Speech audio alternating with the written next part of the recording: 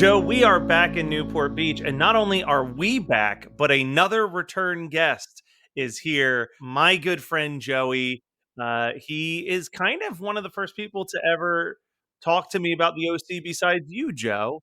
It's that Christmaka magic that happens with Christmas loving fans of like teen dramas. Joey, you specifically said that you wanted us to discuss the episode The Risky Business. So obviously I have to ask, why this particular episode? For me,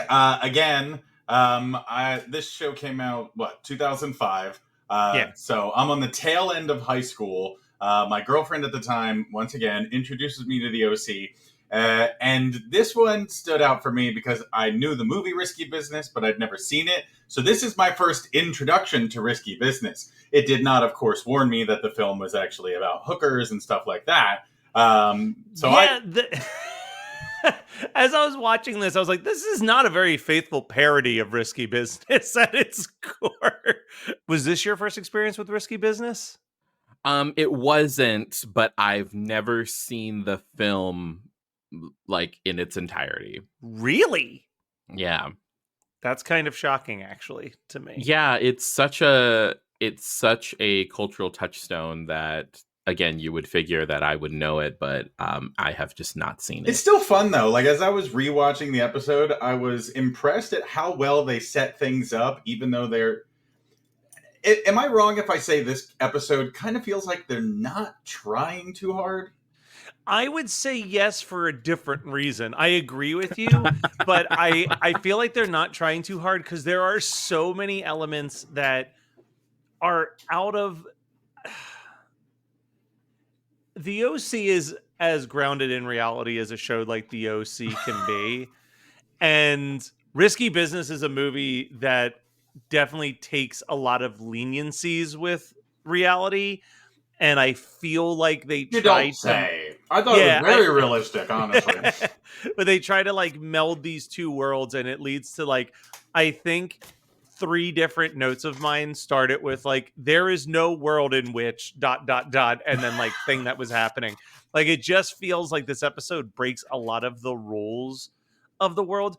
I also feel like I was watching this episode feeling like I had missed an episode because they feel like they really have rushed Trey and Marissa being buddies that go apartment shopping together, when it's like, motherfucker, this guy just got released out of prison yesterday. Like, I kept thinking, like, was there an episode I missed where they had like a ton of like bonding experience together? And like, no, like, it just seems like they're really trying to like plant as many seeds as they can because the clock is ticking on the season finale. I mean, 2005, different time. They had 20 plus episodes they had to fill. It wasn't just like, hey, can we tell their story in 10 episodes? It was like, oh my God, we better pepper in as much as possible because we don't know where any of this shit is going. That's what I mean. It should be better paced. They basically did what they did Marissa, like befriending the outsider faster than it was basically the first season. Yeah. It's the first season, but they just did it faster because like, oh yeah, you're new to Newport, here, let's go to the mall. Let's go do this. Let's go, let me take you under my wing. And so they're, again, like when I said at the beginning of us doing season 2 that like season 1 is about like Ryan's difference and how Ryan is not from Newport, and that's working against him at every turn. Season 2 is about him kind of acclimating and assimilating into Newport, while there still are things that are like tethering him to his old life. At the beginning of the season, it was the whole Teresa bullshit. And then now, because it's the end of the season, we've come full circle, and now it's his brother. So there's like still deep familial connections to his old life. And that's where we are right now. I love that you brought up Teresa, because that does remind me, it's been 17 episodes, not a word about this unborn baby of of Ryan's. Well, because Ryan thinks that she lost the baby. Oh, I know, but we, the audience, know that she did it. Oh, well, we, the audience, know that she's like, fully given birth at this point. There is a little Ryan running somewhere in Chino right now. Let's jump in the beginning of this, though. We kick off the episode. The great debate is happening. Steven Seagal versus Van Damme. It's funny. Gotta ask all you guys. See, in 2005, this could be a debate, but now in 2023, we know so much more about Steven Seagal that it's not a debate. Yeah, he's a monster. I have two Steven Seagal stories that I have to share. No. They were stories from the Podfather himself, Jonathan London, and the one story came from his brother. I think his brother was a stuntman on a movie that Steven Seagal was on. And he happened to be sitting in the makeup chair right by Steven Seagal. And he's like, they're putting on his makeup and he's just going on and on about like being a Buddhist.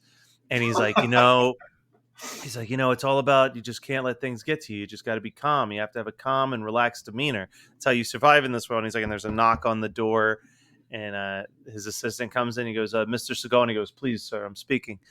So you just got to be relaxed. You got to be calm. And he's like, it's your wife. And he's like, please, we'll talk about it later. And he says, she's not bringing the kid today. And he goes, you tell that bitch to bring my children over here. Anyway, so you got to have a calm demeanor. You have to be like, it's like the hypocrisy oozing out of it, right? The other story was that Jonathan apparently knew someone who had a meeting with Steven Seagal.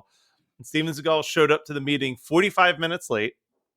And said, I'm sorry I'm late. I was just reading the most incredible script. And the guy said, oh, okay. He goes, this script had everything, man. It had action and romance and comedy and drama. I cried at parts. I was laughing at parts. And he goes, that sounds incredible, Steven. Who wrote it? And he goes, I did. Oh, God. So, yeah, I'm on team Van Damme, but... I feel like we all are. Yeah. I mean, I also don't know how badly Jean-Claude Van Damme has aged. Yeah. The only thing this is kind of a body story, but I went on a couple dates with a guy last year who was Moroccan but from Belgium. And he was ripped. Like he had a poster of Jean-Claude Van Damme on his wall. And I was like, this seems strange. Wait, did you date Jonathan? No, I didn't. But no, definitely not. But the thing about it is that because he was also from, Belgium, like he wanted to be the muscles from Brussels. Oh, I was like, gotcha. Get it. He was trying to fill a vacancy that didn't exist. Yeah, it was very Pain and Gain, like the whole situation. I'm like, okay, you're about a breath away from potentially kidnapping Tony Shalhoub. The other thing, look, I love Sandy Cohen, but if his bar of a good person is that they can cook breakfast and they know who Steve McQueen is, I think he needs a better vetting service on like who he's allowing to live in his house. I mean, isn't it on brand though? It's on brand. Well, here's the thing though, like I have been so pro Sandy Cohen. I've seen almost no flaws in the man's methods, even when he kind of didn't handle the most recent circumstances perfectly. Like it was mostly from a legally sound spot. He was trying to like not let Kirsten in on information so that she couldn't be accomplice to the situation. Like most of his logic makes sense. Why on the planet Earth did Sandy Cohen think that a kid fresh out of jail for theft would be the right person to help handle valuables in the back of like a giant charity auction? But he wants, like, I get it. Like now that I have a kid, it's like you have to give them the benefit of the doubt, even when they're a piece of shit. But you got to give them baby steps. He threw him in the deep end a week out of prison. I get it. I totally get it. And also, I'm sure this has been mentioned before, but I have to say that when I rewatched this episode, I spent 20 minutes making sure that Tom Hardy was not Trey. Trey. I was like, oh my God, that's a young Tom Hardy. It was like 20 minutes of comparing photos before I apparently it's not him. So it's the lips. It's the lips. Like, it's the lips and the eyes for me. And I'm like, oh, but see, here's the thing. I'm not as attracted to Tom Hardy as I'm attracted to Logan, whatever this guy's name is. yeah. All of this to say, you are Trey. Yes, just Trey. You're 100% right, Joey, in that, like, I think Sandy has forgotten that, like, not everybody from Chino is Ryan. Not everyone with Atwood blood is Ryan, and so therefore, like, he can be a little, he's giving him he's also doing that kind of sort of mildly shitty thing where passing on work he doesn't want to do.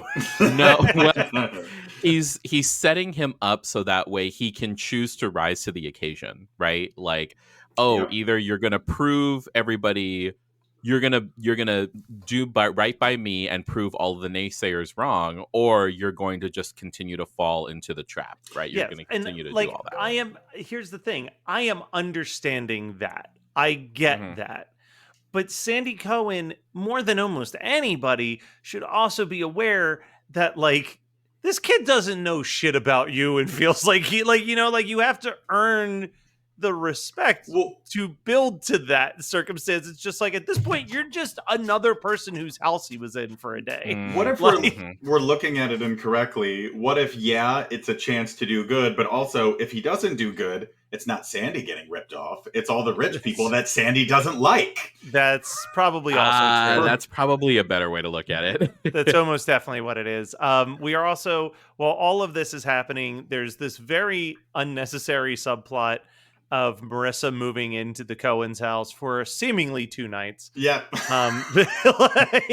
Literally just to, like, give us an almost naked Marissa moment and, like, the tiniest bit of sexual tension, but ultimately it doesn't play into anything, but it does get some of my favorite Ryan Seth. This episode is probably some of my favorite Ryan Seth moments thus far.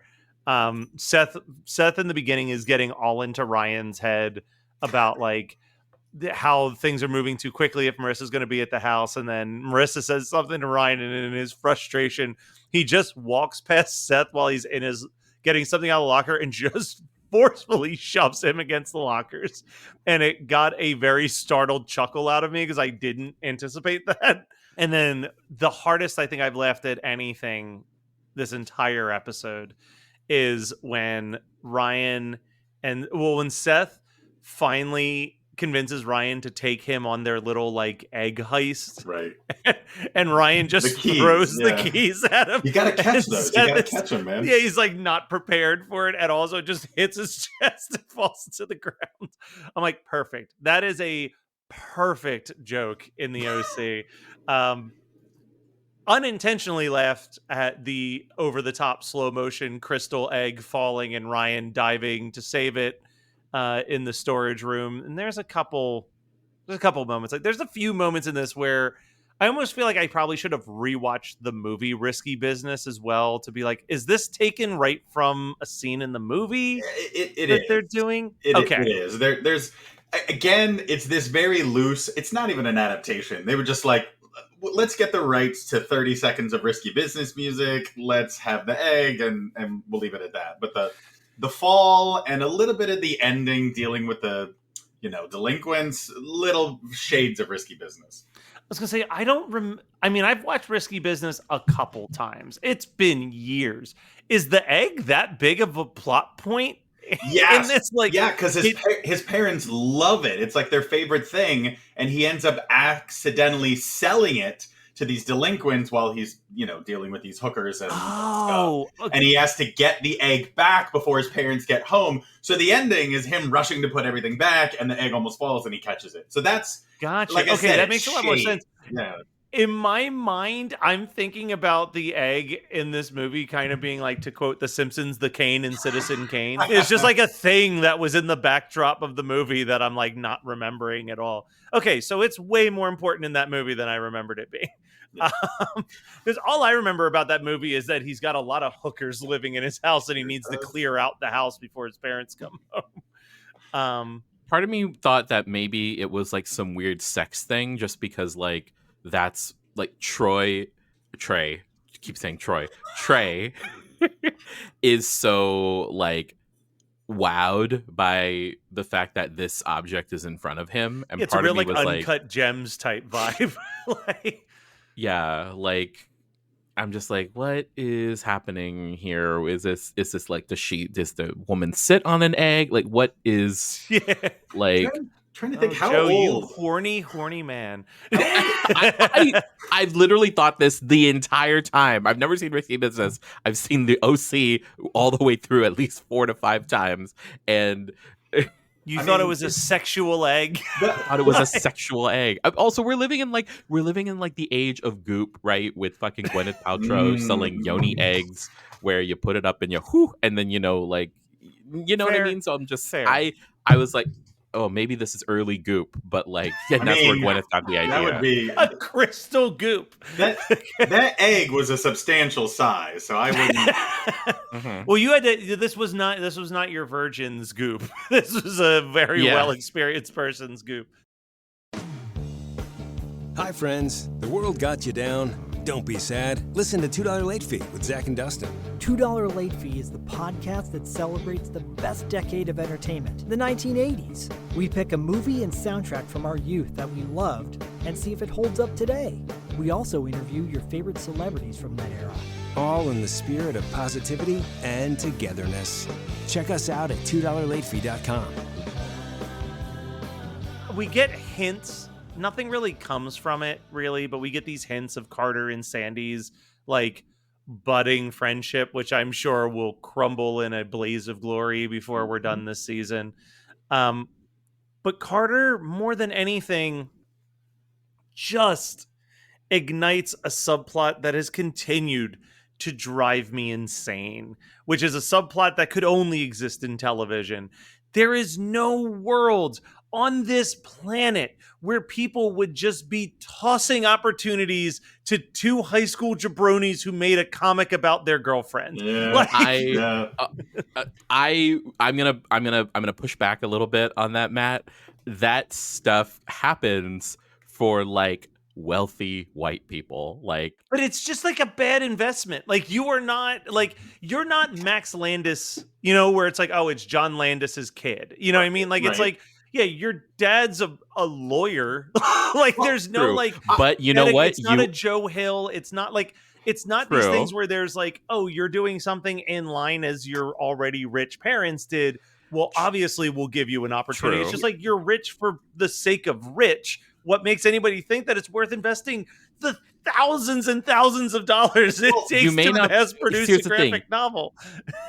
Carter is not out here though trying to fuck Max Landis's dad. You know what I mean? Like that's very true. See, I was trying to think of it in relation to where superhero movies at the time. We are 2005. So they're making fun of Elektra. Things are bombing right now. No, very true. Very true. But I mean, we're not that far removed from Spider-Man 2, which at the time was the biggest. Huge.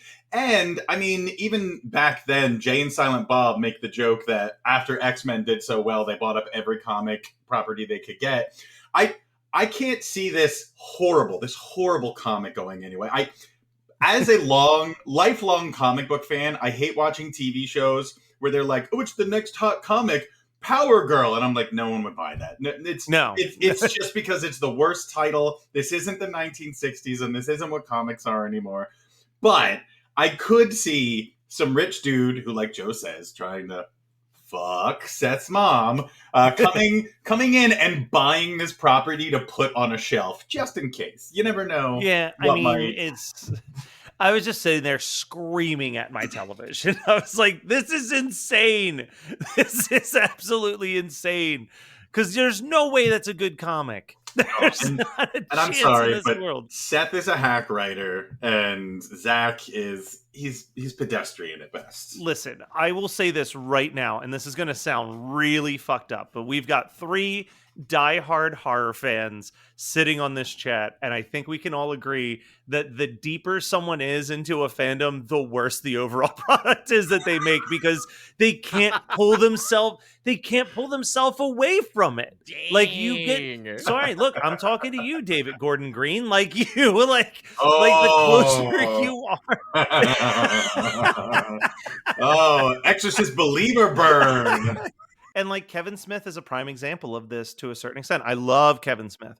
But when Kevin Smith first started doing comics, he got better over time. Oh, hell yeah. But when he first started doing comics, it was too much. It was too much to have an obsessive comic book nerd writing a comic, because it was almost like too inaccessible to anybody else. Like they gave him too much power and he didn't know what to do with it. Yeah, Seth and Zach would make an awful comic because they're obsessive comic book fans, and they would get too in the weeds, and it would be like the least relatable comic to hit like a mainstream audience with. That's all I'm saying. While we're on the comic topic, I was trying to figure out, was Ultimate X-Men really worth any money, or are they just giving comics that they think rich people will buy? Oh, I mean, anytime that they've made any comic book reference, like, I'm not sure if you remember this, Joe. I brought this up a while ago, but there's an episode in the beginning of this season where Zach walks up to Seth and goes, "Hey man, have you read the newest Joss Whedon X-Men comic?" And I'm like, no one in the history of the world referred to it as anything. They just called it Astonishing X-Men. No one said like, it's like, we got to make sure everyone knows Joss Whedon. You know, the Buffy guy, he wrote that one. Or, I mean, was the OC a Fox show? I feel like it was. It was. So, very much. Yeah, so I could definitely see, like, I guess it isn't more amazing that they were like, have you read the new Joss Whedon X-Men comic? You know, the writer of Firefly, to be seen on Fox Tuesdays, blah, blah, blah, blah, blah. Tune in. That's where, like, the chyron at the bottom of the live broadcast is like, Firefly. Yeah, you just see the ship fly in for a second, and like Nathan Fillion's doing a little dance. So we don't have too much more, honestly, here. This episode moves. I will give it that. I do have, again, Marissa's just dumb. Like, Marissa's very, very dumb. And like, again, Sandy Cohen, yeah, he's given Trey another option.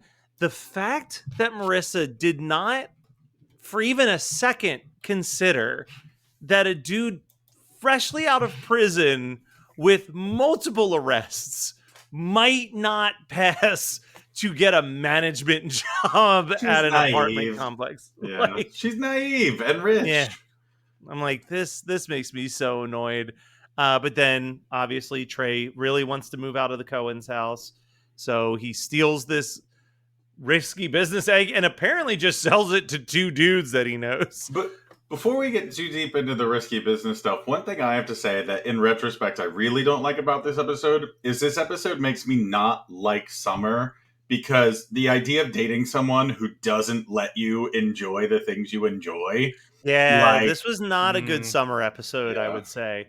Although I did get a chuckle when they're trying to stall and she sells her used shoe. And someone raises it to $60, and she just goes, "Ooh, foot fetish punch." But yeah, the timeline is so broken to me, because you have to imagine they leave before the auction starts. Mm-hmm. By the time they are down to the risky business egg, they are just showing up at the house that has the risky business egg. And somehow, in the time that Marissa and Summer were able to stall with selling a used shoe and the services of Trey and Zach, they are able to steal the egg and get all the way back in time. Like, the timeline is so messed up in this episode; it's insane. There is a little moment when they're selling the boys to do housework that I really enjoyed, because it was so odd and a little thirsty. But when they're like, "Oh, 2 strapping young men to do like work around the house," and they go to that one blonde mom and her face lights up. Lights up. She gets a close up. Yeah. Yeah. I was like, oh my gosh, I don't know if they're trying to set something up here, but. Well, and Trey is like, whatever about it, but Zach is beaming. he's thrilled to be up there. So here's what I don't understand about this charity auction. Did you get a percentage of whatever your thing sold for? Yes. Yeah, it's not really charity. It's like people are selling. The owners get a percentage, and then the remaining percentage goes to charity. It's a tax write-off. It must be a tax write-off party, you know? Because that's what I was so confused by when Marissa's like, I'm looking for something to sell, which I love that Summer just out of nowhere is able to immediately price point a random Antique Roadshow. Antique Roadshow. But I was like, I don't understand why her finding this tea set means anything until the very end where she's like, I sold something at the auction too. And I was like, what auction have I ever been to where if I donated something, I walked home with money from it? Yeah. And that's like the hypocrisy of it that Sandy's, well, they also needed like a country club mechanism to have hijinks, right? Yeah. And they needed that's what it comes down to. It's, hey, it's another week in the OC. What other ridiculous thing could they possibly be? I guess that's why they were referring to it as a non-yard sale. Yeah. Yes. But and what really kind of made me upset is a couple with Marissa specifically is the fact that like I for whatever reason thought that that she was rummaging like the storage at the harbor school. I thought she was at school rummaging all of that. Then I realized afterwards when Kirsten was like, oh no, my mom would have loved her tea set to be auctioned for charity. I realized that she was rummaging through Caleb's shit in the mansion. And then that means that like she fully like stole stole this and sold it from under her. And then the audacity, first of all, to tell Kirsten being like, I would have just given it to you if you had asked. It's like, girl, it didn't fucking belong to you. Like it wasn't yours to begin legal with. Definitions of inheritance, it belongs to Kirsten. Yeah. It's God, so ridiculous. But not ridiculous, the music in this episode. So this week we have 4 songs that I wrote down. Block Party has the song Banquet. This is the song that's playing when Ryan almost walks in on a nude Marissa. Lou Barlow's Legendary, which plays when Ryan and Marissa bump into each other in the kitchen. The Chemical Brothers' Marvin Gang, which is played during the montage of Ryan and Seth trying to get to the egg. And then Tangerine Dreams, Love on a Real Train, plays a couple times in the episode. The most notable one for me is actually when Marissa's leaving at the end of the episode. We get a little piece of it. So the question is, what did you do with the song of the episode, gang? Are you guys going for the obvious Risky Business homage, or was there another song that maybe stuck out more? I mean, for me, it's Tangerine Dream all the way. Yeah. I'm that weird dude. How about you, Joe? The last song. Yeah. Okay. I weirdly went with the song Legendary by Lou Barlow. I had never heard this song before, but I actually really, really liked it. Like, as it's playing and they're just like sitting in the kitchen talking, I was like, I really dig this. Like, this is like the type of like folky acoustic guitar song that I would absolutely have fallen in love with in like 2004, 2005 when this episode aired, and would have like started putting on mixtapes for girls I was interested in. So you're gonna have a 5 a.m. kitchen rendezvous? Basically, yeah. All right. Last thing. Well, actually, real quick, this is coming out end of October. And when October ends, we get into another great season. We're finished the spooky season. We're into the Holly Jolly season. And I believe that one of the people on this call, if you're a child with, or if you're a parent with a child. Right. I hope you're not a child with a parent. Yeah, hopefully not a child with a parent. Instead of a childless parent. Yeah. Which is Ryan's son. Do they she name him Ryan Jr. or like something completely out of left field, like Felipe Brian. Atwood? His name is Brian. Brian. Yes, Brian. Brian. Joe, isn't there a thing that you do around this time of the year? There is. I have a very special friend. And if anyone was interested in meeting this special friend, he does private events, but he also likes to help out with charity and stuff. And you could find information about my special friend at a little Facebook page called Claws and Effect. I believe you have a direct line to his home. I definitely do. It's Santa, all right? It's fucking Santa. I know Santa, guys. I'm going to stop beating around the bush. Right? Look, you got a phone call directly into the big guy, and you can book the big guy for events and private gatherings. And that's a cool thing. Sure is. Well, the last thing we need to do, OC, huge pop culture moment in the world. So we always like to sit here and highlight maybe something happening in the past, in the present, maybe somehow you've predicted what's happening in the future. That is a pop culture moment that you just want to share with the audience. Maybe say, hey, check this out. I'll start off with an example. I think that this is something that Joey is a fan of. I don't know. But I finished The Owl House for the first time. Oh my God. Yeah. Amazing, right? It's really good. I still think I'm more of a Gravity Falls guy. 100%. But it was beautiful. The Owl House was something so different than what I expected. Yes. So The Owl House, I believe, is officially, and I mean, I feel like it's hard because Disney has like had these like, ooh, we've got our first queer character, and then it's just like LeFou 20 times. Yeah, and it's like LeFou like dances with a guy in a party scene, and that's the extent of it. Or it's like, oh, there's a lesbian couple in Finding Dory, and it's like, yeah, in like a crowd scene on a bridge, like. But this was like the first time that I think Disney has ever had an explicitly stated non-binary character in one of their shows. I felt almost like they didn't have a choice. Like the creators were just like, "Fuck you, we're doing this no matter what. People love the show. I dare you." You know? And I think a large part of it is listening to a lot of the like Gravity Falls commentary tracks and looking into it. It seems like there was so much inclusion that they wanted to do with Gravity Falls and got told no. And then when that show became this like juggernaut and they were able to take a lot of the same creative people to create Owl House, they were just like, fuck you. We made you a ton of money with Gravity Falls. Let us do what we want. And we're going to make you a ton of money here. Like, yeah. Because you can't tell me that one of Mabel's one friend isn't a trans girl. Like I'm confident that that was the intention. And that Disney never let them explicitly talk about it or dive into it. Also, if any of Disney is listening, I want a Hootie door knocker. Make it so, please. Well, and that's the thing. The best characters are characters like who. Basically, everyone that Alex Hirsch voices on that show is like top tier. But yeah, it was just so heartwarming. It's so sweet. It's so interesting. It's so different. Joe, I think you would like it if you've never seen it.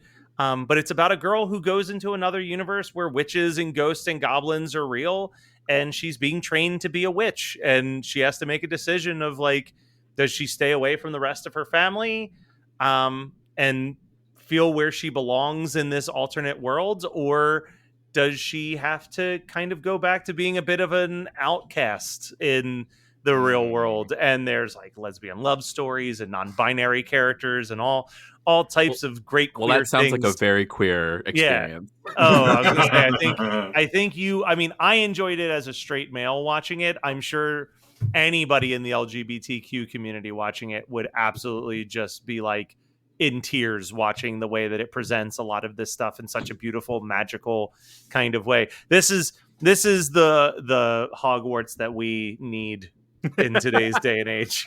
So so that's mine. Joey or Joe, whichever one wants to go next. So I'll hop in because mine could be past, present, or future.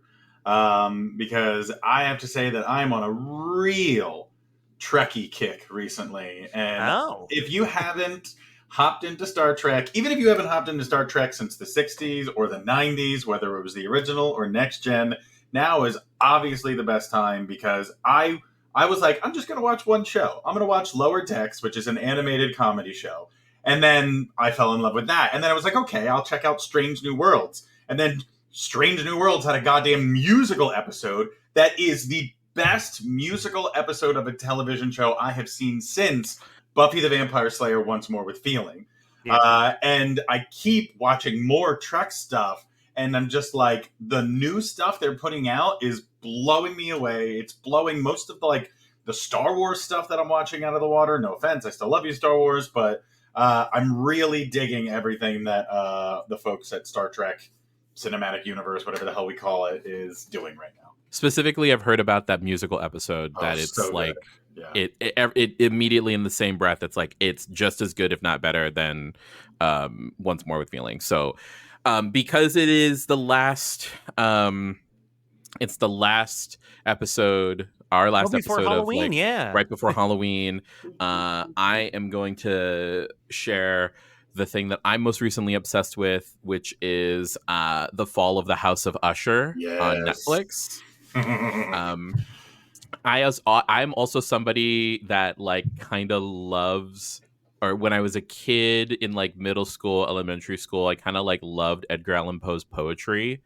And in a way that like it's attainable, right? Like he's not he's not Robert Frost, he's not William Blake, but he makes it so that way it's spooky and attainable, and like a as story. Someone, like yeah, there's like a story, yeah, and like the other like, and so like what I love about this show is the fact that like they weave in so many, like somebody who like loves Edgar Allan Poe is going to love all of the little homages and the different characters and things. Plus, so I mean, Mike Flanagan. Oh my yes, God, yes, 100%. Thank you.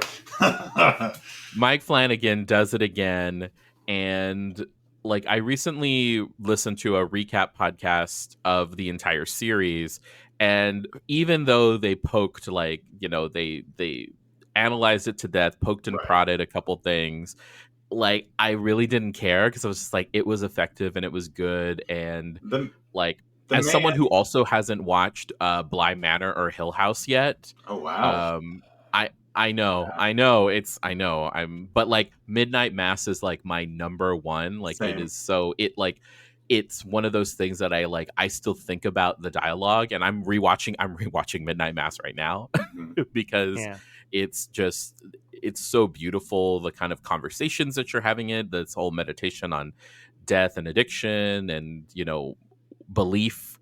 But like Fall of the House of Usher is really visually stunning, so disturbing. Like the very first real kill in the second episode.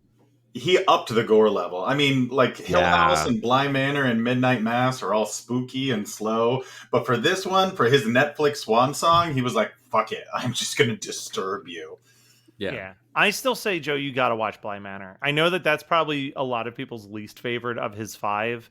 But that's been my number one since the day I watched it. I just want to live in the world that he created in Bly Manor. It's just such a... That one made me cry so... That's what I mean. It's much. It's a beautiful love story that just involves ghosts more than like a scary story. It's a great November watch. If you're looking for like a chilly... Or sorry, chilly... Bridge. Yeah, or I meant to say February. But yeah, November would be great too. Really just the cold months. The cold, chilly months, Bly Manor is a warm blanket for you to watch while doing it. Joey, thank you as always for coming on by, and everybody else, we'll be back next week because the white people problems aren't stopping anytime soon at Newport Beach.